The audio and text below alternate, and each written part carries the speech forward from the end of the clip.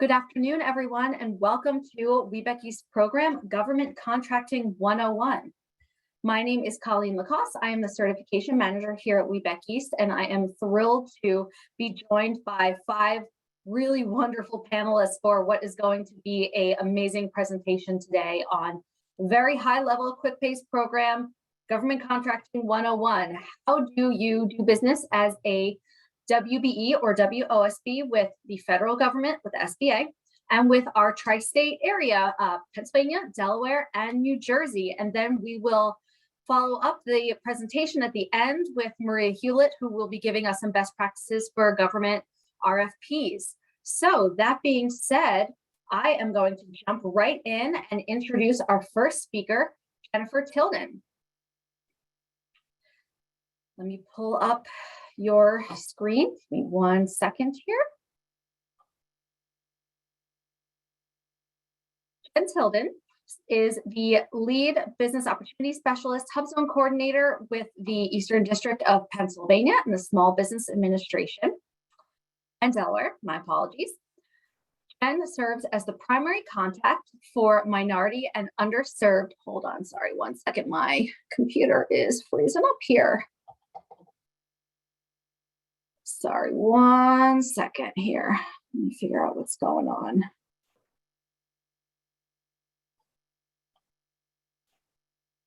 Can everyone still see me and hear me okay?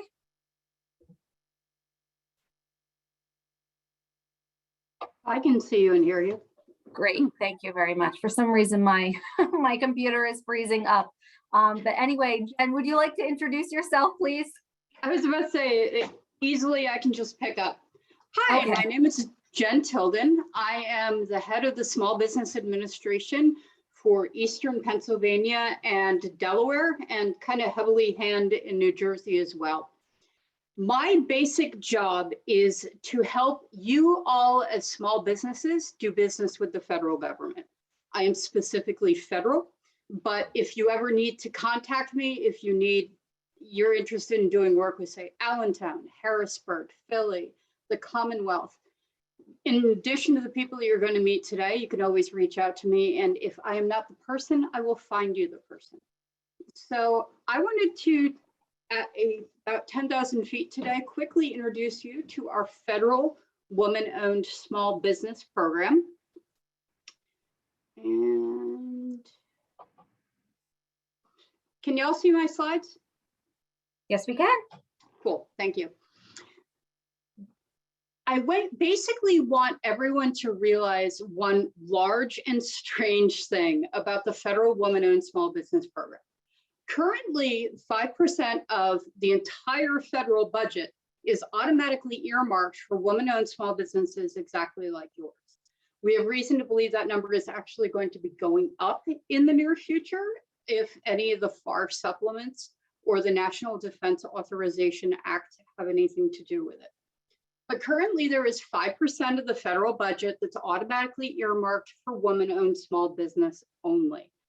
However, the weird, tricky bit in federal contracting is all of us, except Steve, I see a couple of men in here, but all of us are women. Women are not a minority. We're actually greater population-wise than men. I think it's 51-49 or so. So you can't do a minority contract for a non-minority. So instead of doing just the blanket set-asides that you see with things like minority businesses, somebody way above my pay grade had to go in through every single North American Industrial Classification System code. Those are the NAICS codes that you see at the bottom of one row, and figure out, where do women not have fair opportunity? And they went through every single code and said, okay, well, women have always won florist contracts, so florist is okay. Women do well at, I know these are horrible, but it is a whole thing about sexism.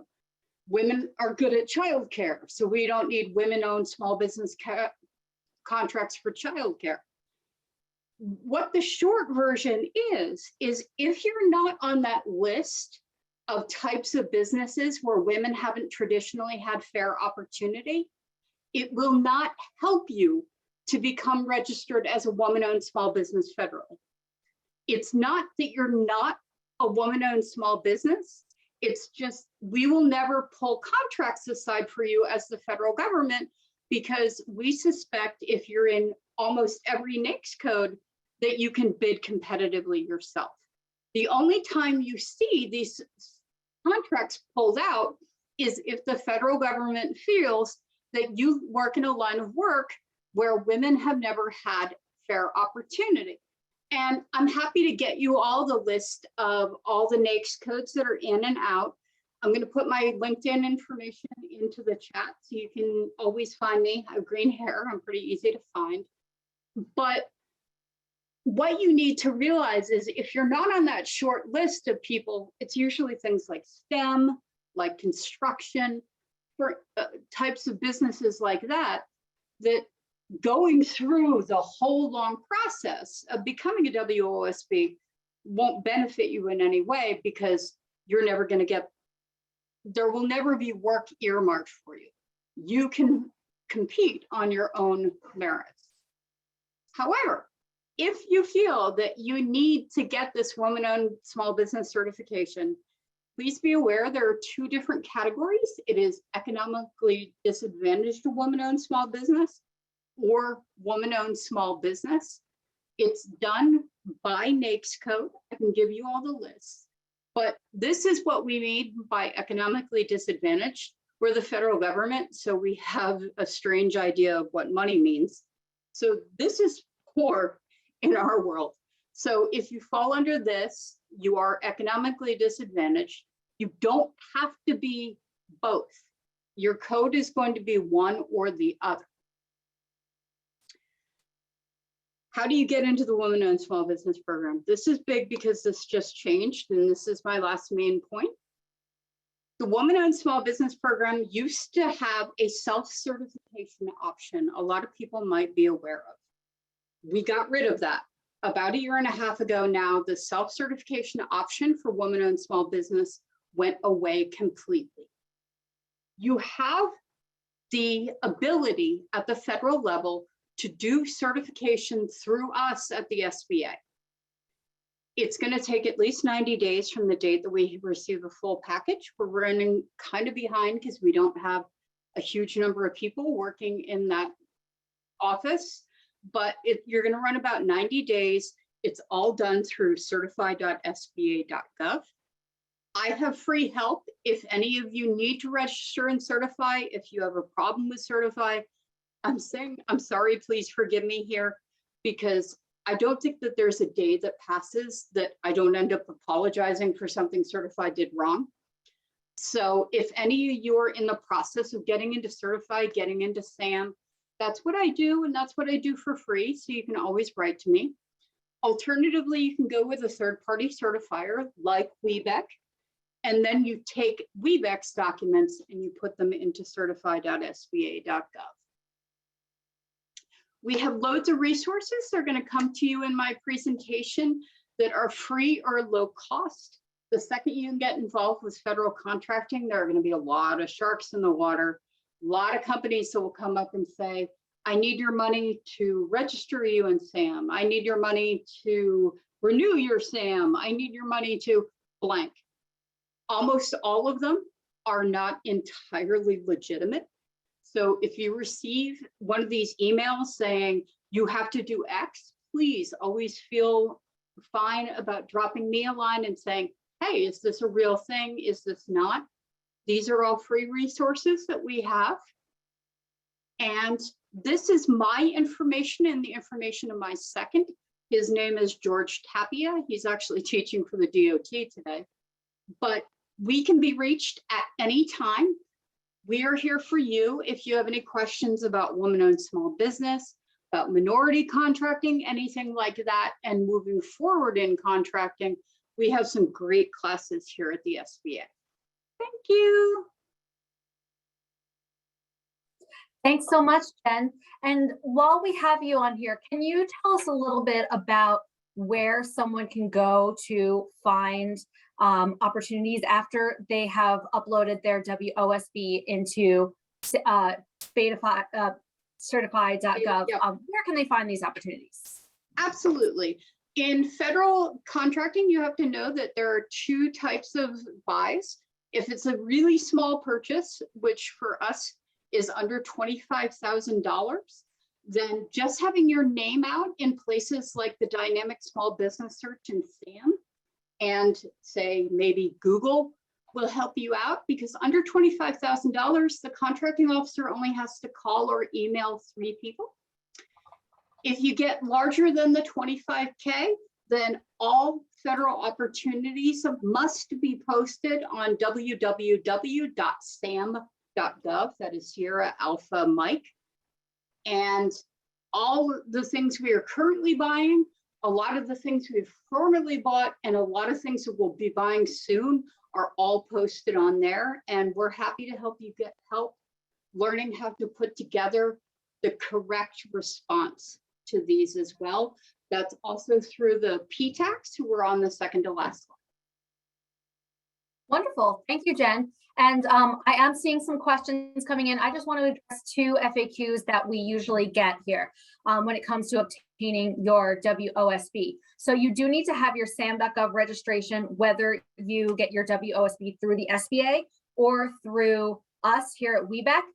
If you are interested in getting your WBE and the WOSB for federal contracting, just go through WBEC. You can add it on to your WBE. It's like 2 extra pieces of documentation. It's so much easier than doing a whole duplicate application process. And then once you get the WOSB from us, you can then upload it to certify.sba.gov to that SBA portal there. Again, SAM is completely free. The other question that I frequently get is SAM is taking forever to get their registration back to me. Can I still apply for the WBE and the WOSB? What do I do? Yes, you can still apply. Like half of the people who are sending in their WBE certification are having issues with SAM. That's totally fine. We process the WOSB separately from the WBE just because we know that SAM is so frustrating. So send in all of your materials, and then we will, once we get your application, we will open up a Q&A for you to upload your SAM registration when it comes through. In the meanwhile, we'll keep going on your WBE application. We'll get you all squared away with that. And then it's really easy for us once that SAM comes through, even if it's 2 months after your certification comes through, once you get that SAM to us, usually it's less than a week turnaround time for us to be able to issue the WOSB to you. So don't freak out if you're dealing with time lags for SAM. You are in good company. Well, thank you, Jen. Any other final thoughts on WOSB? We are very excited to have anybody that is interested in the program, but like I said, do be aware, if you're looking at bidding a contract soon, you really need to start getting that paperwork in, because unfortunately, we are working on about a 90-day clock at this point. So if you're seeing something on SAM that says proposals are due in 30 days, that's probably not the best solicitation for you. So we can help you plan further out. If you know you have some of these certifications coming in, there are methods so we can help you look and see what will be coming out in the future. And please always hit me up. I'm going to drop my LinkedIn into the chat as well. And Great. To the young lady who asked about full-time devotion, if you have to be full-time with the business, we are incredibly concerned about the managerial experience and whether or not you have day-to-day control over operations and things like that. So that would be a question that I would have to see personally, but it isn't the automatic thing of full-time devotion that we have with ADA. Great, thank you. And for those of you who have more questions about how to get certified, I do a whole other presentation every month called How to Get Certified. This is really a high-level overview of all of the different states and federal government's WBE programs. So keep an eye out, webeckieast.com/events for the How to Get Certified program. Alrighty, so I am going to share my screen again, and this time I am going to welcome our next speaker, who is Audrey Smith. She is the procurement liaison with the Bureau of Diversity, Inclusion, and Small Business Opportunities with the Pennsylvania Department of General Services. Audrey has been diligently supporting the needs of small, diverse, and veteran businesses on behalf of the office for over 5 years and is happy to help in any way she can. As a procurement liaison, Audrey's responsibilities include the following: conducting outreach programs to assist small business and small diverse businesses to actively compete for and be awarded Commonwealth contracts. She helps to deliver, coach, and mentor suppliers to become certified, successful, and value-added SB and SDBs. She educates suppliers on how to navigate the Commonwealth agency structure in order to develop their business opportunities and strategies. She organizes seminars and conference on opportunities, and she helps to develop and drive change management strategy through collaborative relationships to integrate cultural adoption of diverse and inclusive initiatives within the Commonwealth agencies. So she is a wonderful person for us to have today here from the state Commonwealth of Pennsylvania. So that being said, Audrey, take it away and tell us about how the Commonwealth is currently doing business with small diverse businesses and WBEs.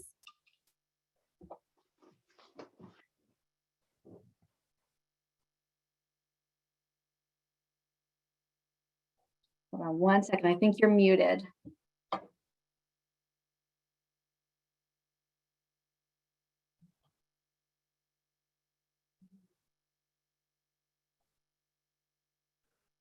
Okay, now I'm unmuted. How about that? There you go. Wonderful. Thank you, Audrey. Thank you so much for the introduction, and my apologies for not being able to share my video. My video is not working on my computer. But I have a rather comprehensive slide deck presentation. I'm not going to go through it page by page. I'll provide an overview of the key points, but I wanted to be able to provide you with a resource that you could consult later to get more detailed information on the components that I speak about. So I'll first try to provide you with an overview, a background, and overview of BDSBO's responsibilities. And when I say BDSBO, that's our acronym for Bureau of Diversity, Inclusion, and Small Business Opportunities. I'll talk about our programs, our registration process, how to find opportunities, and then provide some resources at the end. So our initiative here at the Commonwealth of Pennsylvania, administered by BDSBO, has been enforced by Governor Wolf's executive order in 2015 and reinvigorated by President Biden's executive order when he took office. And what our goal is to support the procurement initiatives with the Commonwealth of Pennsylvania to ensure that they're conducting their procurement opportunities with an eye to diversity, equity, and inclusion. Our overall goal is to simply ensure that we're working with vendors that are representative of the communities that we serve. So when we talk about BDSBO and what our overall charter is, it includes a lot of separate functions. Our overall charter is just to create a more fair and equitable landscape where small, diverse veteran businesses can compete for state contracting opportunities as prime or subcontractors. So our functions include the front end with goal setting and policy. It in the middle supports with technical assistance and vendor support, outreach and education, and then on the back end with our compliance and database management, as well as certification. So we administer 3 distinct programs: a small business program, a small diverse business program, and a veteran business enterprise program. But our small business program is a prerequisite for entry into the other 2. Just to give an overview of the 3 distinct programs, they have different audiences in that they all encompass small businesses, which our requirement is that they must be US based, independently owned, non-dominant in their field of operations. They have to be have no more than 100 full-time equivalent employees and cannot exceed a $38.5 million 3-year revenue average. It's a self-certification program that any vendor who meets the eligibility can go on and be recognized with the Commonwealth as such. Now, as it relates to our audience today, the WSB and WOSB programs are encompassed in our Small Diverse Business Program, which recognizes vendors who are 51% owned and operated by either a minority, a woman, a service-disabled veteran, LGBTQ representative, or disabled person. And then a veteran business program that recognizes both veteran and service-disabled veteran business enterprises. For the three distinct programs, we have a specific registration process. First and foremost, if you want to do business with the Commonwealth of Pennsylvania, you must first register as a vendor with us through our supplier portal. And that's an online process that can be done, I'm told, in as little as a half an hour, and ends with your being assigned an SAP vendor number. It just provides basic information on your entity, your structure, and electronic payment information in the event you win an award with the Commonwealth. Now, BDSBO administers our small, diverse, and veteran business programs, and we have a separate portal for registration in those programs, and I provide direction here. Now, just to remind you, I talked about small businesses open to anyone. Our small diverse business accepts the following certifications, to include the SBA and WEBEC. So just so you recognize, they are key partners with us in administering our SDB program. So these next few slides walk you through almost a tutorial in getting started on completing either a small, diverse, or veteran business application with the Commonwealth of Pennsylvania. And I did want to provide a link to our public resource, the eMarketplace website, where the Commonwealth posts all bidding opportunities with an estimated value over $25,000 for materials, services, or construction projects. So that's an open portal that any vendor, constituent can access to see what's being solicited currently, and also access archived information from previous solicitations. And there is award and contract information housed in that portal as well. So this slide tries to go a little bit more in depth on the eMarketplace program, our website, I should say, what's included and how to access and utilize it. Another key point that I also point out to vendors who want to do business with the Commonwealth, a lot of these are administrative tasks, getting registered as a vendor, getting registered in my BDSBO program as small, diverse, veteran, and then ultimately searching and finding bidding opportunities to which you can reply and be competitive to hopefully win. One of the key things in keeping track of the bidding opportunities, we have an automated alert system, which would allow you as a vendor to register your company with its associated commodity codes to get automated notifications when a related solicitation is posted to the eMarketplace website. We do have a separate portal for procurement of construction-related projects. DGS administers its vertical construction through the Department of Public Works, and they administer all large construction projects over $400,000. And then we have another avenue via which we handle those small to mid-sized construction projects valued between $10,000 and $400,000 through a job order contracting program. So there's information and links on the slide deck presentation to those resources and opportunities. A little bit more detail on both of the programs, which outline the purview of the program. And then I also point out that we have a supplier search platform on the DGS website, which allows you to search for small, diverse, or veteran businesses that are registered with the Commonwealth. There are other procurement modalities available through the Commonwealth, administered through an invitation to qualify program or a co-stars program. So you really have to, as a vendor, is once you get registered with the Commonwealth, reach out to me at BDSBO and I can try to help navigate you through these various procurement portals and avenues. But it does require a lot of vendor commitment to identify the various avenues under which your entity might have opportunity. So to summarize, I provide some links to the various platforms that I mentioned in this presentation to help you navigate some resources to assist you in the process. So I didn't want to go over my allocated time. Let me do a time check. So it looks like I have maybe 3 minutes left.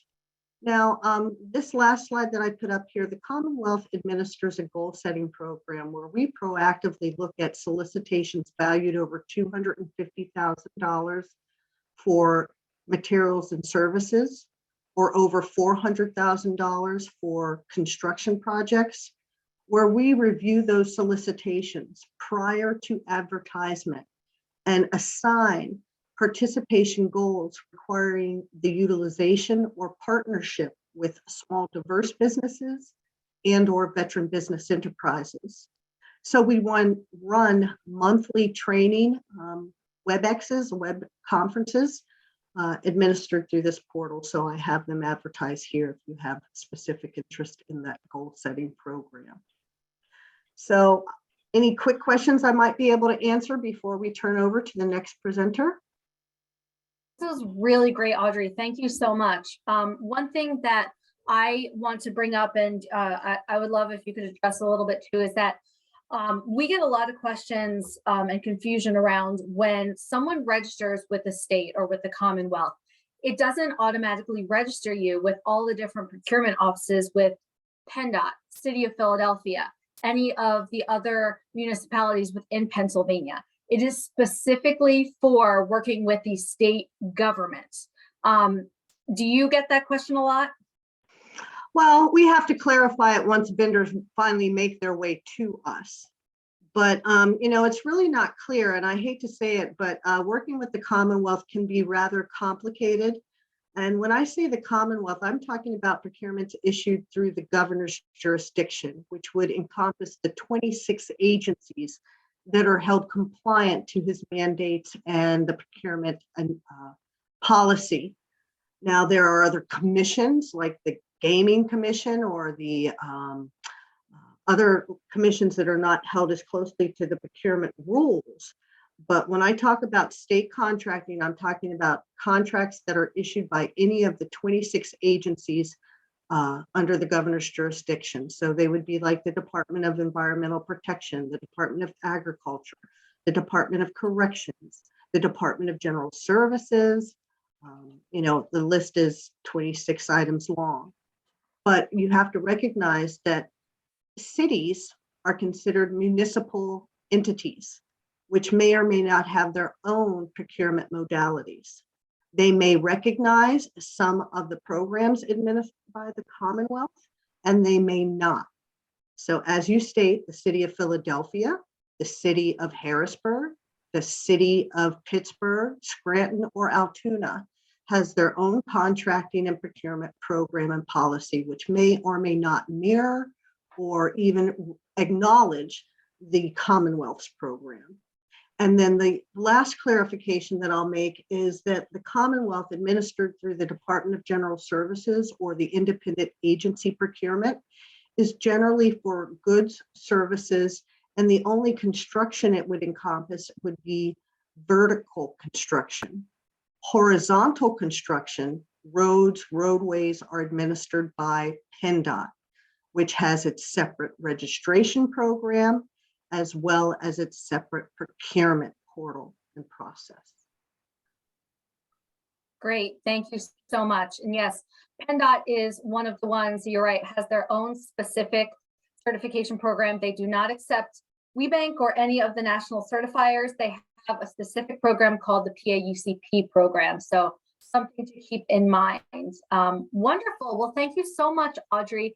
This was great. For those of you asking, we will send out the recording, the slides, as well as contact information after this program. So you will have plenty of resources coming at you once this program is over. And I also want to give a shout out to your friendly local PTAC, Procurement Technical Assistance Center. These centers are funded by the government in order to provide assistance to small businesses with government contracting.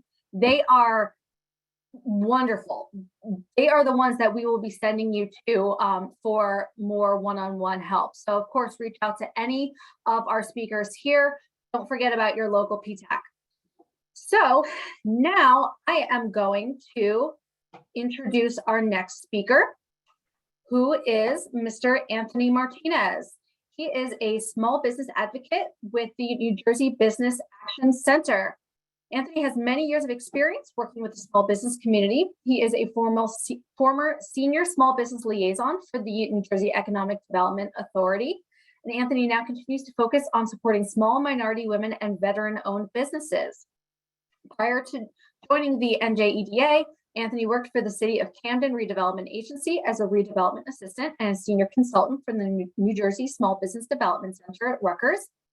And he also has served as a senior associate business consultant and community business specialist with the Rutgers Institute for Management and Executive Development as the business development specialist for the Rutgers Fairview Neighborhood Partnership.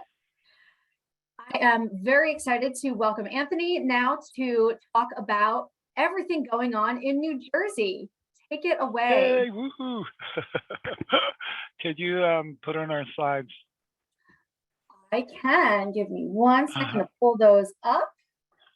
Okay, well, first Alright. off, what I'm going to do is just talk a little briefly about the New Jersey Business Action Center, who we are and what it is we do. So the New Jersey Business Action Center works out of the Secretary of State Department in the state of New Jersey. And the New Jersey Business Action Center has 3 offices dedicated to assist small businesses in New Jersey. Can you change the slide, please? Next slide. Next slide. Okay, so first off, we have the Office of Business Advocacy. And the Office of Business Advocacy, what we do is they provide site assistance to new and existing businesses. So if you're a new business looking to locate in New Jersey, we can assist with that. And if you're an existing business looking to relocate in the state, we can assist with that as well. Then there's the Office of Small Business Advocacy. I'm going to shorten all this. I'm going to just talk about what we do briefly to get to the certification part. All right. Now, the Office of Small Business Advocacy is where I work at. It's the office that I assist with managing and the helpline and the call center. So, and what we provide is site assistance again. We help businesses, small businesses find financial resources, and we also help them with government assistance in that we assist them with the navigating the regulatory processes and agencies for licenses if they need a license, let's say an alcoholic beverage control license, and these certifications. We assist Treasury with the Division of Revenue and Enterprise Services with the certification applications, okay? And lastly, we have, you can go to the next slide, please. We have the Office of Export Promotion, which works with small and mid-sized businesses interested in expanding their products and services through export. So if companies looking to create an export plan, identifying global export markets, guiding you through foreign custom procedures, that office can assist with that. And they also have, there's the availability of the State Trade Expansion Program grant. And this is a grant that can be used, businesses can use it to attend international trade shows or for website translations or translating marketing materials and things of that nature. I'm not going to get into the Office of Planning Advocate. We have that as well. That staffs the New Jersey State Planning Commission, and they assist with state development and redevelopment plans. They improve efficiency, reduce the cost of land development and infrastructure by expanding areas of coordination and cooperation among state and local agencies. And they facilitate coordinated state agency review and advice from state agencies on implementation of the state plan into local and county planning decisions related to master plan review and updates, infrastructure improvement, development regulations, design standards, and resource protection. Next slide, please. Now, these are important websites and the New Jersey Business Action Hotline. If you have a question, a business-related question, please visit the chat, business.nj.gov, where you can speak with one of our representatives live, or call our business helpline, again, where you can speak with one of our representatives live. You can even request to speak with me. That number is 1-800-JERSEY-7. And the best way to communicate with me is via email. That's my email. And I respond. I'm very good at responding on a daily basis. All right. And we also have Spanish speaking representatives. So we do have, representatives. If you're Spanish speaking and you have questions that you need, to be answered in Spanish, we can answer those questions as well. Next slide, please. Okay, so this is what we're here all about. The certification unit at the New Jersey Department of Treasury, Division of Revenue and Enterprise Services, is in charge of processing the registration and certification of the following programs: the Small Business Enterprise Registration, Minority Business Enterprise, Women-Owned Business Enterprise, Minority Women and Owned Business Enterprise Certification, and the Veteran-Owned Business Registration, and Disabled Veteran-Owned Business Registration. Next slide, please.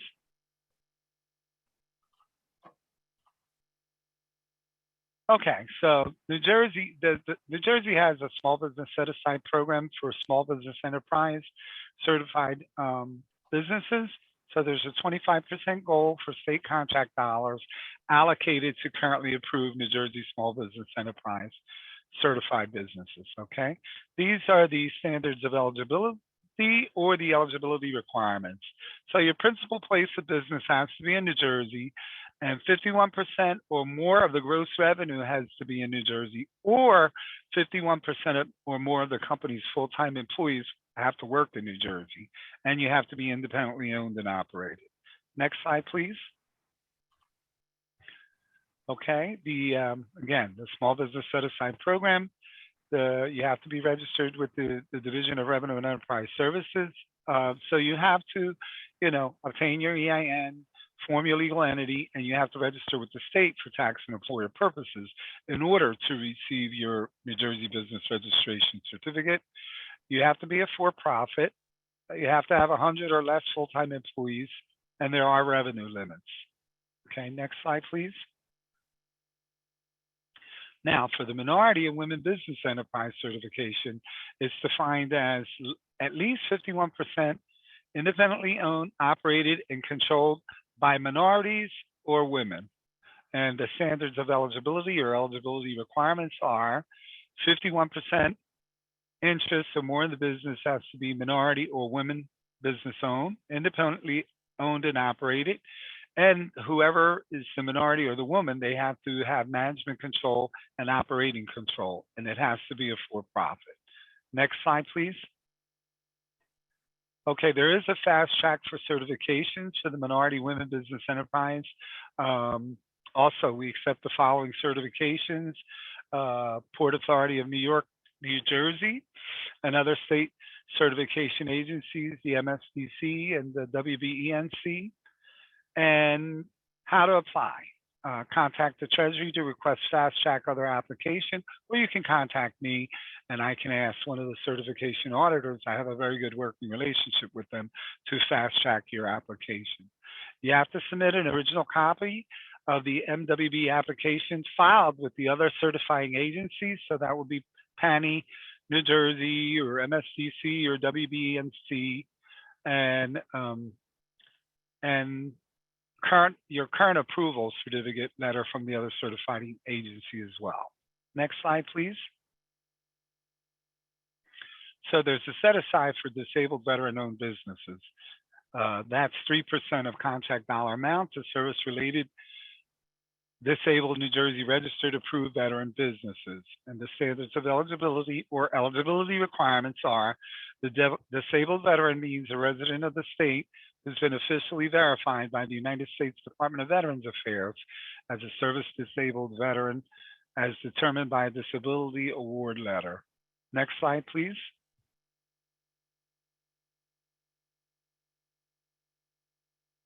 Okay, so again, there's a set-aside goal that the state awards at least 3% of its contract dollar amount to service-related disabled New Jersey registered approved veteran businesses. Again, the eligibility requirements are the principal place of business has to be in New Jersey. They have to be independently owned and operated, and at least 51% owned by persons who are service disabled veterans. And they have to be registered with the New Jersey Division of Revenue and Enterprise Services. Again, they got to be registered with the state for tax and employer purposes. They have to produce the business registration certificate. You only get that if you register with the state for tax and employer purposes, and you have to be a for-profit business. Next slide, please. All right, veteran-owned businesses. Any citizen and resident of the state honorably discharged or released under honorable circumstances served any branch of the armed forces or reserve component for at least 90 days. And the eligibility requirements. So your principal place of business has to be in New Jersey. You have to be independently owned and operated, at least 51% owned by a New Jersey resident who's a veteran, discharged honorably, registered again with the Division of Revenue and Enterprise Services, and you have to be a for-profit. Next slide, please. Okay, so how to apply online? There's a uniform certification service, and that's the link right there, njportal.com/DOR/SB registry.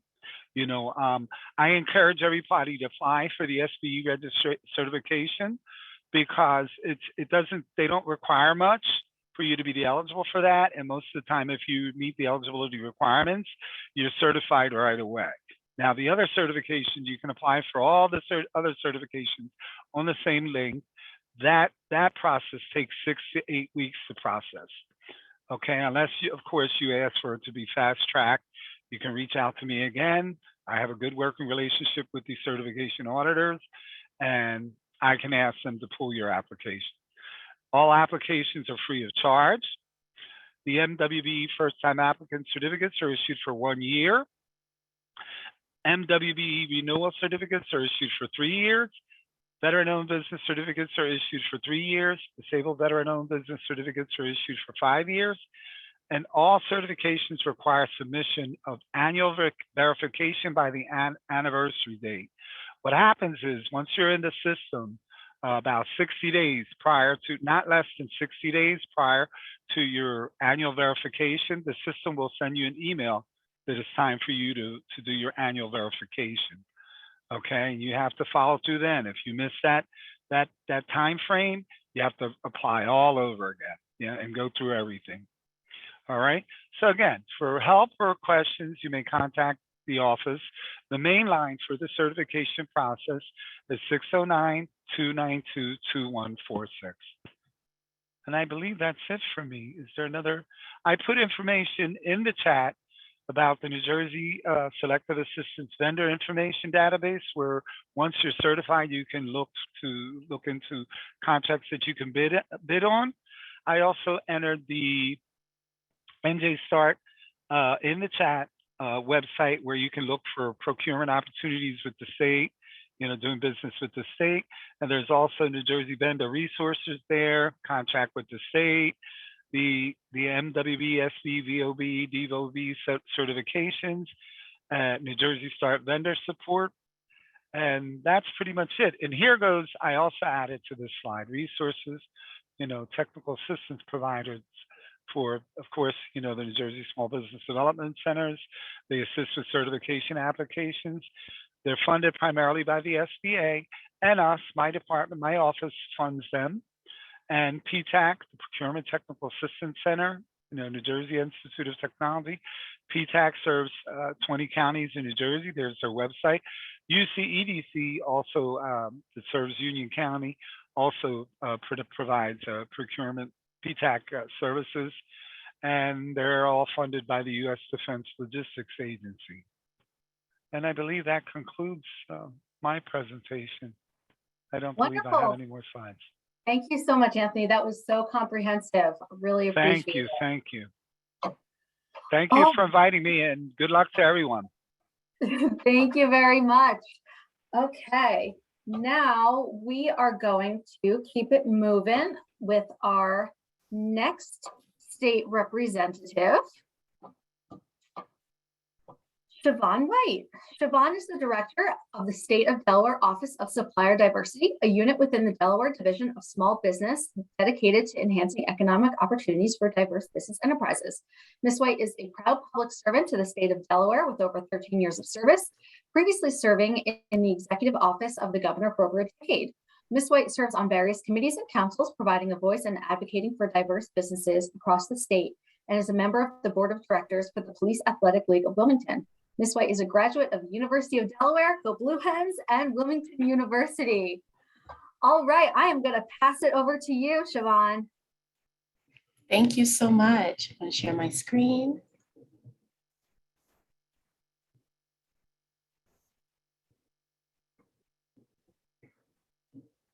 Thank you for that great introduction. And thank you for inviting me to share about the state of Delaware contracting. As Colleen stated, the Office of Supplier Diversity is a unit within the Delaware Division of Small Business. We are the certifying office for businesses owned by minorities, women, veterans, service-disabled veterans, and individuals with a disability. And we also provide certification for our small business community. Our mission is to expand economic opportunities for these businesses by supporting their efforts to compete for state contracts. And we do this through advocacy work. We connect you with valuable resource partners, but our key service is our State of Delaware certification. We offer two types of certification. The diverse business is based on who owns the business, and our small business focus certification is solely based on the size of your business. I know Jen shared in her slides the thresholds for SBA's requirements for small business. Delaware, we are half of what SBA's amounts are. So our certification policy and requirements are in line with the standard requirements. Out-of-state businesses can apply for certification in Delaware, but you must be certified either by your state or through a national certifying organization. So for women-owned businesses in other states who want to be certified in Delaware, we do recognize the WBEC certification. Now, we don't have an electronic application portal, but our application can be found on our website listed here. The state of Delaware does not have any set-asides, and we do not have any set participation goals. So transparency is key for us. We try to release all the information that we can for vendors to make valuable decisions in their strategy. Certification is a marketing tool that you can use for your business. Some of the benefits of being certified is your business will be listed in our State of Delaware Directory of Certified Businesses. It's a public directory used by all 16 of our state agencies. You will be included in under threshold free written quote procurement opportunities. I'll touch more on that in a bit. And you are automatically subscribed to receive our communications, both from the Office of Supplier Diversity as well as the Division of Small Business. Our communications team sends out lots of information on business development opportunities, networking opportunities, workshops, trainings, and et cetera.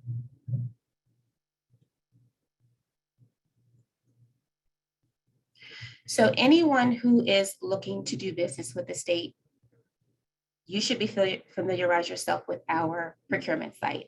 It is the mymarketplace.delaware.gov site. It includes a wealth of information on any and everything procurement. I don't think there's anything that you won't be able to find on this site. And a couple of action items that I suggest that everyone take. The first thing you want to do, and probably start today, is registering on our eSupplier portal. This is a W-9 form. It allows you to be entered into the state's accounting system so that you can get paid. The state agencies don't want to wait to pay vendors. So a lot of times you may be asked, are you registered with the state? Are you a vendor with the state? What they're essentially asking you is, have you registered on the W-9 form? And this process can take a little bit of time So it's best to be proactive instead of reactive when dealing with the agencies. The second thing you want to do is look at our bid solicitation directory and also sign up to receive bid notifications. So when you receive when you sign up to receive these notifications, you can tailor your notifications specifically to your industry using your unspec codes. And then you can also search the general directory for open bids for the state. Now, the state of Delaware does present an amazing event called Vendor Day Training. It is a 2-day training on how to do business with the state of Delaware. And we go over a lot, the bids portal, we go through the contract awarded directory and teach you how to extract information to use in your proposals to the state. Just a well put together training event hosted by our contracting team. Our contracts directory will give you valuable information on the vendors who have been awarded a contract. It also can give you information on the RFPs, so you can kind of take a look at that, and also pricing information. The Open Data Portal is a portal that is our transparency site for the whole entire state of Delaware. And that portal is good for under threshold contracts. So those contracts that are not advertised, you won't see an RFP released. The information in there includes each agency's checkbook, so their checkbook purchases as well as their credit card purchases. We call it a P card. The contracting unit puts together a contracts to watch event. Sometimes when there's a contract nearing the end of its life, they want to see what other vendors are out there. So what they do is they host a session in their offices where you can bring your products. You can have face-to-face interaction with the procurement team, just a great event. And our procurement contact list is public. It is a list of each procurement representative for all of our state agencies, for the school districts, for the charter schools, and for municipalities. And this gives you an opportunity to reach out to them and market yourself directly to the individuals who are making the purchasing decisions or have access to the individuals making the purchasing decisions. And all of that information is on the mymarketplace.delaware.gov website. So this chart gives you a look at our state of Delaware procurement threshold. And what is useful about this is you can kind of look at and see where you are and how you want to gear your procurement. So spend range 1 and 2 are under threshold opportunities where you're not going to see an RFP, they're unadvertised. So if you take a look at spend range 1, you notice they're all open market purchases. And that means the agency, they can just use whomever they want to. So that procurement contact list that I mentioned earlier, that's where you want to kind of use that to tailor your marketing. Spend range 2 requires 3 written quotes. And as I mentioned earlier, if you are certified with OSD, you appear on their directory because the agency has to get one quote, at least one quote from a person or a vendor who is certified on our with our office. So you'll be on our directory. When they use your directory to search for a quote, your business will appear. Spend range 3, that's our over threshold. That requires a formal procurement, which an RFP will be released. So if you are registered in the bids notification, you will receive an email direct from our contracting team that an RFP has been released, and it will also appear on the bid solicitation directory for the open bids. So I added this in here just to give you a general information on what can be shown on our awarded contracts vendors. So this is the contract details. And here you're able to extract information that can help you build your proposal. The contract expiration date kind of give you a clue as to say, hey, this contract is nearing the end. There may be an RFP coming, so I might want to get ready to submit my proposal. The award notice, all the documents are included, including the RFP that was released for this contract. So taking a look to see what was required initially would help you, and also a pricing spreadsheet. So all the vendors that have been awarded have to include their pricing spec sheet. So this is an opportunity for you to say, hey, can I meet or even beat these prices? And then the name of the vendors who were awarded this contract. There could be potential partnering opportunities for those of you who don't necessarily want to be on state contract, but want to provide either product or services to vendors who are on state contract.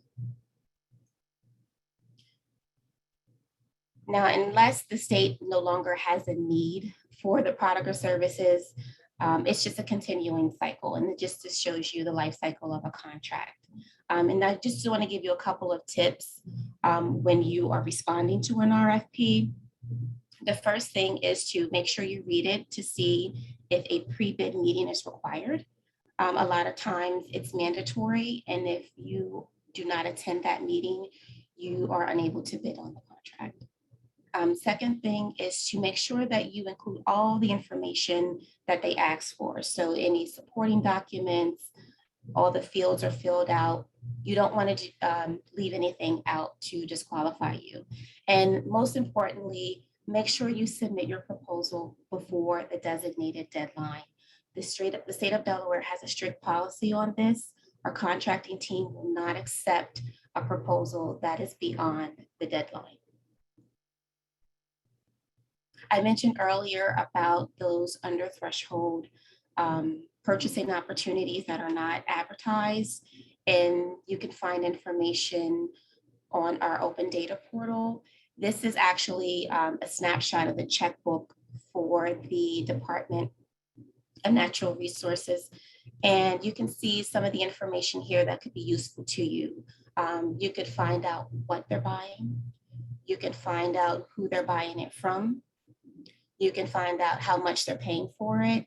And also you can get the spend detailed in terms of the date cycles and when they're buying it, which is important in state contracting because our fiscal year runs from January 1 to June 30th. And typically when it's coming towards the end of a fiscal year, agencies want to make sure they spend the money that they had allocated for that year. So it's May now, so it's prime time to take a look to see how you can benefit from that opportunity. So here's my contact information in case you have any questions about State of Delaware contracting. If you have questions about our certification, I will be happy to answer them. I've also included the link below to the Del.DVE program. It's our federal program. We don't administer this. I get a lot of questions about it. We don't administer this certification. It's directly through our Delaware Department of Transportation. They can assist you in obtaining that. It's, like I said, it's a federal program. They do have participation goals for minority and women-owned businesses. And again, thank you. If you have any questions, I'll be happy to answer them. Thank you. That was a wealth of information. Wonderful. And so good to hear, our experts here, because, there's clearly a difference between Pennsylvania, PennDOT, and working with the Commonwealth, and then Delaware, the certification is through the Delaware DOT for Delaware. So we know government contracting can be very confusing. So please, if you have more questions, which I'm sure all of you will after this program, reach out to the contacts that you have here. That is specifically why we brought everybody together. And we will also, I will also share other contact information. I know we have a few other experts who have been answering questions in the chat, and I thank you very much for that. A couple of PTAC representatives, Nathan from SEPTA. So we will share everyone's contact information when we send out the follow-up with the recording. Now, I know we are a couple minutes behind. However, I hope you will stick around because we have our last speaker, who is Maria Hewlett, is the president of Strategic Contracting, Inc. She is one of the most knowledgeable people that I have ever met when it comes to contracting. And she is going to give us a short presentation on RFP best practices. So Strategic Contracting, Inc. offers a multi-channel government contracting consulting to small businesses, corporations, and government agencies. They specialize in obtaining and managing contracting vehicles such as 8A certifications, HubZone certifications, GSA schedules, SDVOB certifications, women-owned small business, all those certifications.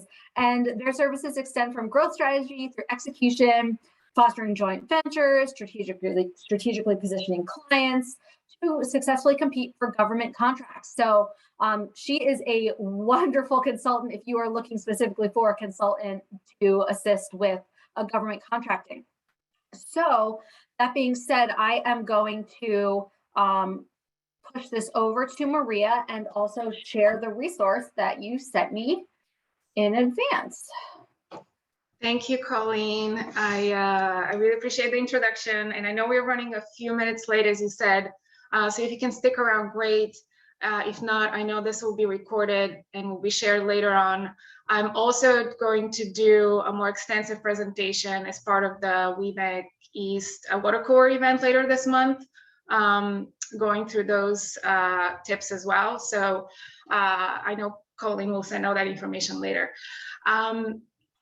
I'm really grateful to be here with everyone. I feel actually quite humbled and honored to be sitting with such a powerhouse of presenters. I have had the opportunity to meet with some of them, Jen and Audrey specifically, in the past few years. And I just want to say we're all very lucky to have them in our corner. They're extremely knowledgeable, and I've never had a call placed to any of them that hasn't been answered. So thank you so much for that and for what you do. The same is true for Colleen and Liz Walsh and everyone at WBEC East. They're true proponents of women-owned businesses, and I'm really grateful we have them here. I feel very fortunate to have been a member of WBEC East over the past 7 years. I have owned my company, Strategic Contracting, since 2007. And I have always been here to help small businesses grow through government contracting, more specifically obtaining contracting vehicles, such as GSA schedules, 8As, certifications, etc., and also assist them in preparing successful proposals in response to RFPs. So I'm here today to share some of my tips on how to prepare a winning proposal in response to an RFP. So the first strategy is don't be afraid to ask questions. Make sure that the project is a good fit. A lot of companies go after bids and they don't read the entire RFP. I strongly suggest that you start by reading the RFP in its entirety. Don't skip any sections. There's usually critical information that is spread throughout the RFP. So always read with a highlighter. Make a list of questions as you read along. RFPs often include deadlines for mandatory vendors meetings, or they require an intention to bid form to be completed in advance. And if you do not submit that, or if you don't attend a meeting, you will be disqualified. So just pay attention to those things. There's usually a Q&A session that takes place virtually. And lately, you can just submit questions online and the answers are posted as part of the solicitation later on. The Q&A session is really important because it not only gives you answers to your questions, but you can hear some of the other answers to questions that you haven't probably thought about. If you miss the Q&A session, or if you have a question after that takes place, don't be afraid to call or email the RFP issuer. Usually their contact information is listed as part of the solicitation, and they also list the preferred way to be contacted via email or phone. Also a good idea to find out who the incumbent is or the existing contractor. That way you can research them and find out what that agency is looking for. So the second step is do your prep work. Although you may have a month to submit the proposal in response to an RFP, I suggest you start right away. You sometimes may need reference letters, or you may need to look for subcontractors or teaming opportunities with other companies. So make sure that you do that first, because that will take time for you to assemble. Although meeting the deadline is important, the goal of the RFP is not to answer the questions by the deadline, but to really provide a solution to the problem that the agency has. And usually they outline that in the very beginning of the RFP. And that takes time and that takes strategy. So again, make sure that you understand that completely before you start drafting your proposal. The most important question I would say for you to answer before you start writing is, what is it going to take for me to win this? This is a very important question and can serve as answering that question can serve as a skeleton for your proposal. Everything else you can build around, or your solutions and your strategies.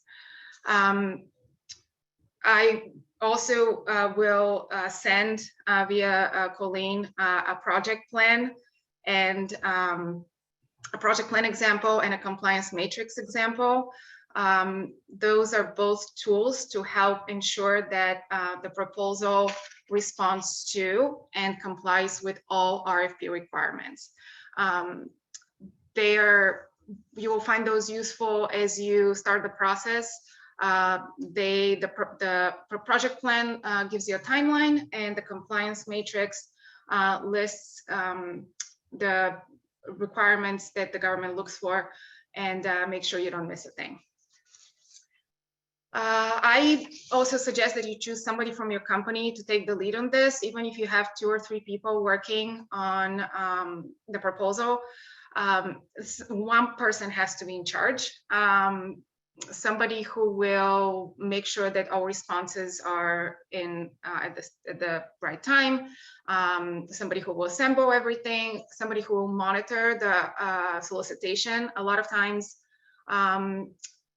they add or change things on as part of the solicitation and not always announce that. So it's your job to log in every few days and make sure that you stay on top of it. Sometimes they extend the deadline, so that can be to your advantage. The third tip I have is to follow the instructions, specifically because 50% of responses get kicked out for non-compliance, believe it or not. Most RFPs provide you with an outline of how they want your response to be structured, how many pages it needs to be, what kind of font you have to use, and you don't want to spend a month working on a proposal and then be disqualified because you didn't use the correct font. So it's very important to read this, and then you can mark it as part of your compliance matrix so you don't forget it. Remember that you have to make it easy for your client to choose you. So submitting your RFP in the exact order and format that's requested helps the reader to follow along. For example, if they ask for specific specifications to be listed first, like the technical proposal and then the pricing, don't start with the pricing and then go to the technical. Just follow their lineup, and that just makes them, makes them understand that you that you've read everything that they've posted. Usually the person who prepares the RFP is also the person reviewing it. So they just want to make sure you paid attention. Okay, so again, speaking easy to understand language, reiterate what the ask is. Again, it's not about you, it's about the client. It's important to include information on your company. I usually like to include this in the beginning, like I would say the front page, right after the cover page, as part of your key differentiators for your company. And after that, I would say make it all about them, about their need that you know how to fulfill. So give them examples of how you helped similar clients solve similar problems. That is huge, I would say, for any contracting officer. Every single point that you make should somehow relate to the ask. Okay, so use competitive differentiators. Again, I usually put this right in the beginning. So any company awards, any key team members, like who's going to be your lead, if he or she has any specific licenses that they're looking as part of the RFP, make sure you list them here. Obviously, your woman-owned small business or WBE certification should be listed as part of those differentiators, especially if this is a set aside. And if you have any past performance with government agency, this is huge. So make sure you list that as well. Number 5, and one of the most important points I want to make is even if you do not win the bid, make sure that you request a post-award debrief. A lot of the agencies offer those. This is an opportunity for you to understand why you didn't win, and to see how you can be more competitive next time, because it will go out for a bid again. This just increases your chances to win later on. And also, very importantly, you get to meet and create a relationship with the agency and the CO. And if they have other projects that are coming up in the pipeline, and if you make a good impression, they might send it to you, send it a solicitation, and work with you in a different way. So so those are the 5 steps. I would say the key takeaway is it really pays to be strategic if you want to nail your RFP response and maximize your chances of winning a bid. Every strong proposal, once you decide to respond to an RFP, once you make the decision, pay attention to all the details, listen carefully, and communicate clearly, and most importantly, put the client front and center as part of your proposal. Wonderful. Thank you so much, Maria. That was a wonderful way to wrap up this program where so much information has been shared. I know that there are a ton of questions. Everyone probably here has a lot of questions.